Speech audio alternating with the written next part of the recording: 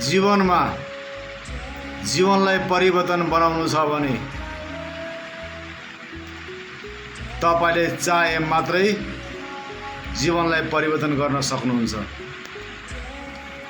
नत्र यो संसारलाई हेर्ने हो भने हरेक एंगलबाट धेरै गाह्रो छ। यो सबैबाट निक्लिनुको लागि एउटै मात्रै चान्स छ, त्यो हो भगवानको नामले जिन्दगी जिउने जतिखेर पनि सम्झे गरेर।